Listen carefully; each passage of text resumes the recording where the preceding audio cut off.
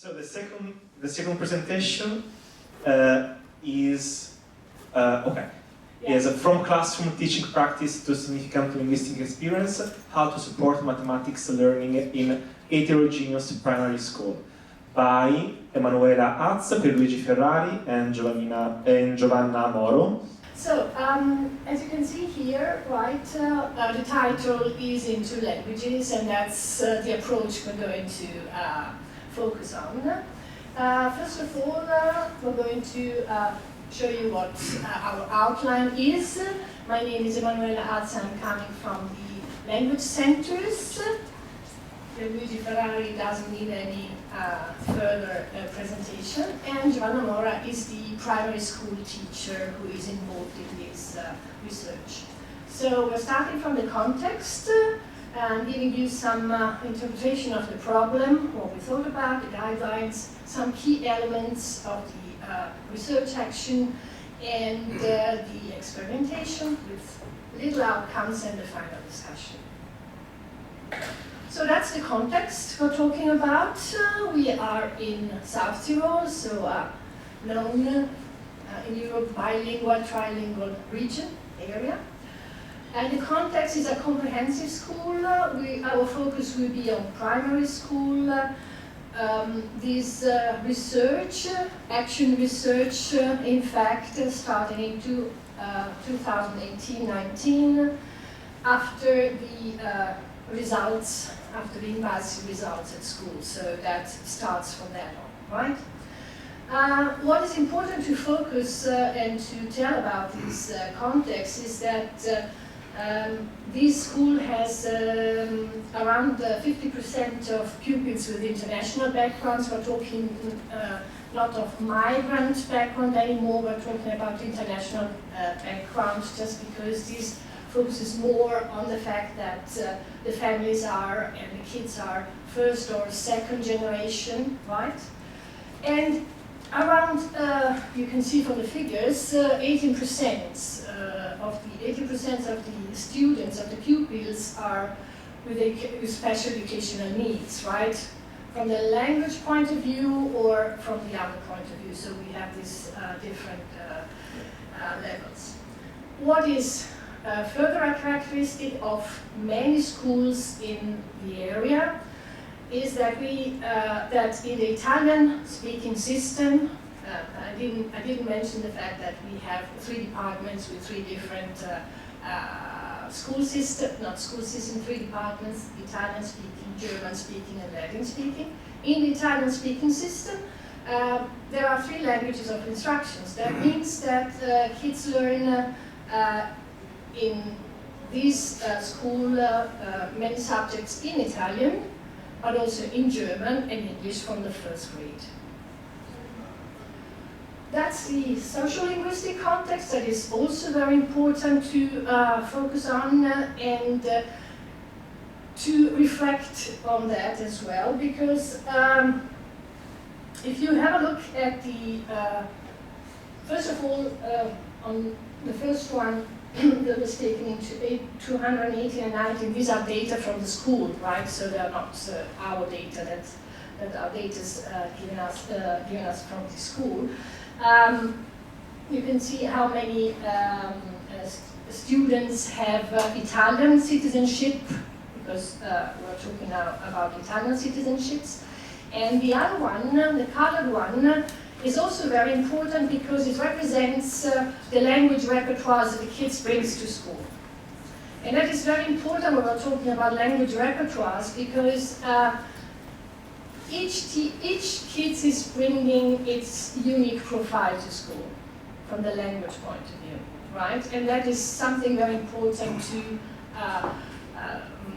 keep in mind as a teacher, because the diversity that is represented in the class is really not only the language in itself, but all the implications that are carried on with that. So in these classes, not only this one, but in many others, the teachers work as researchers together with the kids and discover with them how language works through mathematical tasks. Let's say like this. presentation of the problem, because the background, the social linguistic background has been defined. What are we talking here about? Are we talking about mathematics? Or are we talking about the language? Or are we talking about the quality of mathematics that is taught in the class and how the kids are learning this? We think it's about all the three. So it's not just the language or the mathematics or how it's learned. It's all these three levels that are intertwined in that. So mathematics, language, and pedagogy. And others says, and I'm quite, I agree with that, that in classroom there should be this research that investigates the multilingualism in the class, but also the plurilingual repertoires that are in the class. And at the same time, the way mathematics is taught in the class. So these two levels go just at the same time and are intertwined. Because if you identify the problems that arise from one or the other, you can react to one of the two levels or on both. And the second aspect has to do with the fact that in class, teachers should try to build up a language-positive classroom. And what does it mean? That's not me just saying this, it's Powell talking about that. So diversity should be explicitly recognized in the class. And this is what we're going to show you. Either should have been Giovanna doing this, but we're just trying to focus on that. And that means that the approach that the teacher is trying to focus on has the focus on the communication skills, both orally and written, but also on the linguistic skills. That means on those skills that are related to lexicon, vocabulary, and how you build up the text. And I'm leaving the floor to Enrique. Which kind of problems here to choose problems appropriate for carrying out this program, these ideas. And we need the problems suitable to interesting pupils, this is obvious, but also problems related to pupils' experience in order to allow them to reconstruct and represent the problem situation. This is very important, the representation of the problem situation, not necessarily by words, but also by drawings, schemes, and so on. And maybe the most important, problems requiring some modeling rather than the application of algorithms. From a mathematical logic viewpoint, we should say in predicative problems. This is the most difficult thing to do, maybe.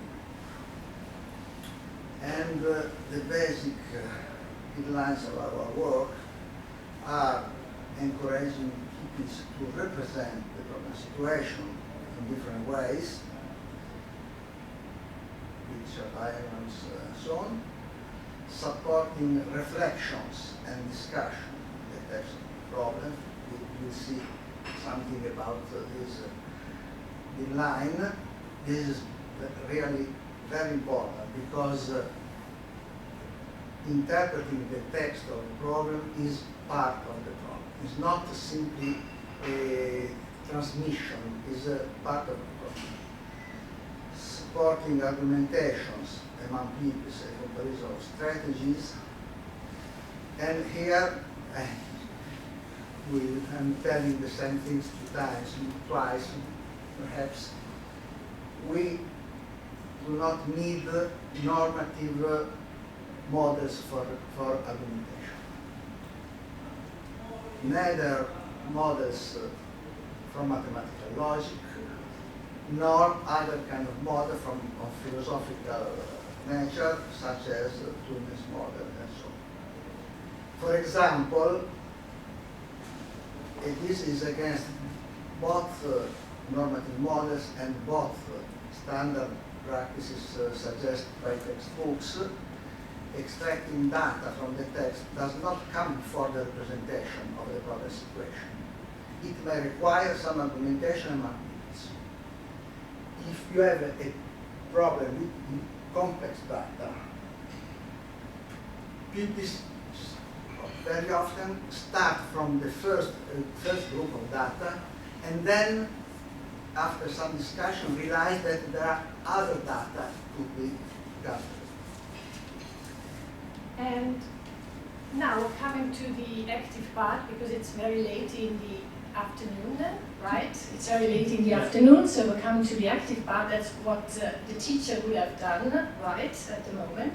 So we're going to ask you if you've got a pencil, a piece of paper, but if you can do it also right just by thinking about that. So we're going to ask you to listen to the text and try to recognize what language is this, first of all. That is what actively the teacher is doing in class, and what you understood. Right? So very, very basically, so I'm trying to see if it works, and if the... تمرين رقم 1. اللغة العربية. الزرابي. انتقلت عائلة روسي إلى منزل جديد، وقطع بلاط أرضية المنزل الجديد كلها متساوية وفي شكل مربع. العائلة أثثت المنزل بأثاث جديد وفرشته بزرابية حتى يصبح جميلا ومريحا. انظر إلى الرسم. هناك مطبخ، قاعة جلوس، حمام وغرفتان. السؤال: أين وضعت الزربية الأكبر حجما؟ وفسر كيف عرفت ذلك. So, the question is the language? Arabic. Arabic, okay. Anything you understood? Arabic. Nothing. Just like the kids, a new arrived kid into an Italian class, for instance, or starting to, get into the topic of mathematics. That's the first one. Let's come to the second. I'm going to read it because I'm quite good at this. Familie Schmidt ist umgezogen. In der neuen Wohnung sind die Bodenfliesen alle viereckig und haben die gleiche Größe. Die Familie hat die Wohnung mit neuen Möbeln und Teppichen ausgestattet, um sie schöner und gemütlicher zu machen. Welcher ist der größte Teppich? Erkläre, wie du überlegst hast. German. Family. State. Tomato. Where's tomato? Tomato. Okay. State. Star. State. Anything else? So just to focus, German is one of the language of instructions, and kids learn mathematics in German as well. We're coming now to the third one. That's all. Yeah. The carpets. The Rossi family moved to a new house. The floor tiles are all squares and of the same size. The family has furnished the house with new furniture and carpets so that it looks nice and cozy. Look at the picture. What is the biggest carpet? Explain how you figure it out. The carpet. Sorry. So, English. Finally, the carpet, the Did furniture. you get that? Okay. So the teacher works like this, depending on the different composition of the class. We had mediators or parents just recording the version in the different languages. Okay, here we are. So that's the Italian text, right? So the text that the kids then get, and they need to solve it, right? Either individually, in pairs, in groups, depending on the constellation of the languages that are present in the class. let's see that this one in a class where 50% of the kids were Arabic speaking at home, right? The first version Arabic was a sort of support for the Italian version.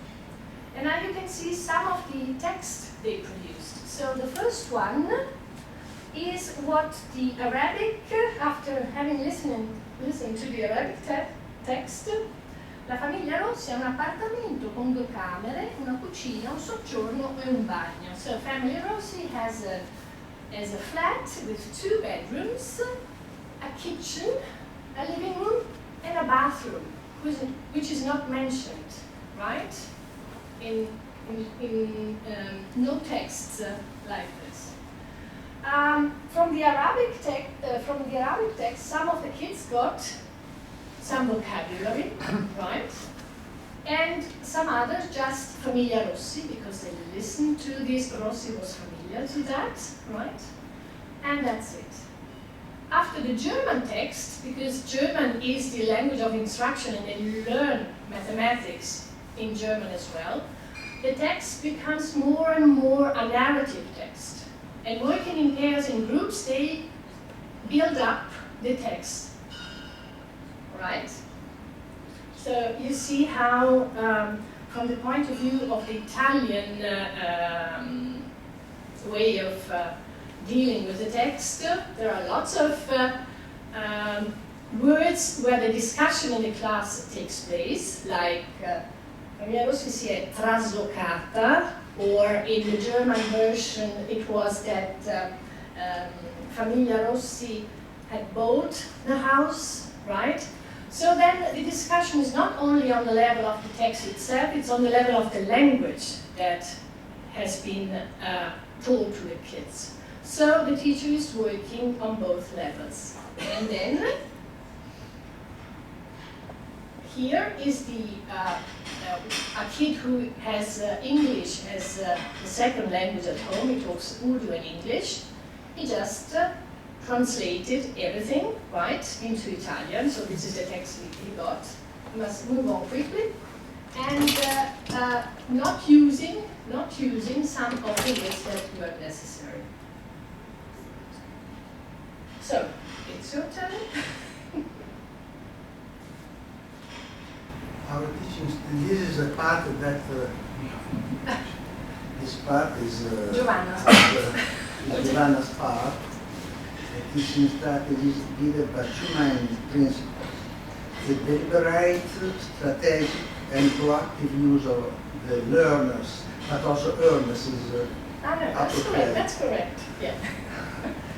Home languages, unlike code switching, which is spontaneous and reactive. Here, this is not just code switching, but something more. It can be code switching, but also other more deliberate strategies. Italian, German, and the learner's home language operating together and not in opposition.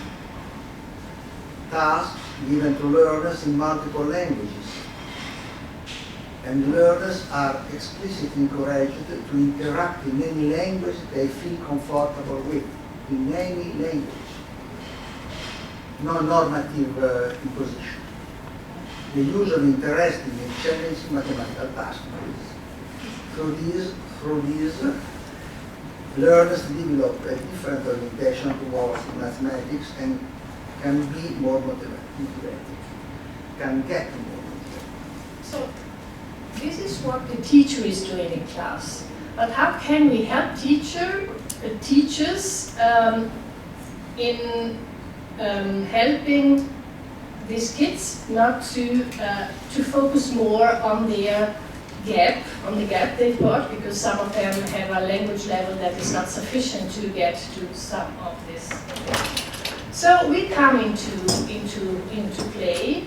The language centers are representing those. This institution that is a common project that has its core business in consultancy, promotion of plurilingualism, and courses, right? What we do in the summer before school starts is to support disadvantaged linguistically, right? Not disadvantaged in the sense of socioeconomic and so on. So kids who need to get more help in the language with courses that are in a sort of way organized 2 weeks before school starts. From the first grade to high school, and here we are talking about the Common European Reference framework. So kids from pre-A1 to B2. So these courses are in small groups. This summer, the module of 20 hours was supporting the problems, the mathematical problems, and we tried it out in 2 groups, so a control group of 8 pupils, one with educational needs, and one group of 10 pupils working with these strategies the teachers in that school. Kids were from grade 3 to 5, so it was a multi-level, right, also group. And the language level in Italian was from A1 to A2. If you are familiar with this thing, it means survival Italian, right? In order to survive. So, group 2 worked with representations of problems and so on. Have a look at the language repertoires of the kids. 9 heritage language or home languages, and in their repertoires there were from 4 to 6 languages, where Italian or German were either the 3rd or the 4th language, not the 1st. So these are the outcomes of group 1. In the first one, the answer is the rug is bigger, or the carpet is bigger, because it has 8 sides and 8 points. No explanation. And the teacher didn't understand what was going wrong, right? What was the problem there. In the second one, the home language Spanish was in a sort of way helping the kid answering that. What was the reaction of the teacher? The teacher said, this is not correct because there are a lot of mistakes, I can't understand what you're saying, right? Although as Professor Ferrari just pointed out, an argumentation is better, even with errors, even with mistakes and so on, is better than no argumentation, right? This is the difference of group 2. The first 2 lines are the answer of a newly arrived student, 5th grade, speaking Albanian, who worked in a small group with other 2 students, other 2 pupils that were, they have been working for 5 years, more than 5 years with this sort of research. And she expressed that herself in English because this was the second language, and the second part of the sentence is in Albanian because this was the only language she had to express or to say, right, to get to the conclusion of that. The second one is the text of the 2 students, both with either Bangla or Urdu as heritage language and English as well, who produce a text with all the necessary, let's say, words to express why il tappeto più grande, perché il tappeto più grande è quello. The last one is using the quadrats, right, as an answer in English. English was the second language, Italian was the third, and as he was sure about how to express an argument, the answer, he didn't have the word squares, he couldn't remember that, but the Italian helped him to express that, so the quadrants. So to conclude,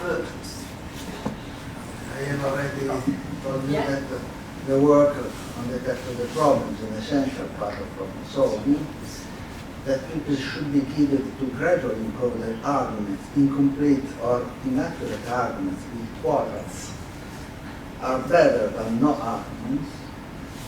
No argument is ever complete, never, if it is written or spoken in some language, verbal language, but it can always be expanded or detailed.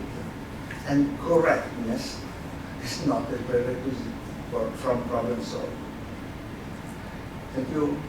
Yes, I think, yeah, that's somehow what we can say about the pedagogy. Working like this increases the potential the learners have in the class, because they're working co-constructing meaning, for instance, and engaging with this cognitive challenge, right? And the language is a resource that is very transparent, so there are no comments on that. And what we learned, and what we know, is that there is no single universal teaching strategies that can suit all learners. So we have to adapt as teachers as much as we can, depending on the situation and on the context, and also on the different multilingual classrooms, we need different strategies.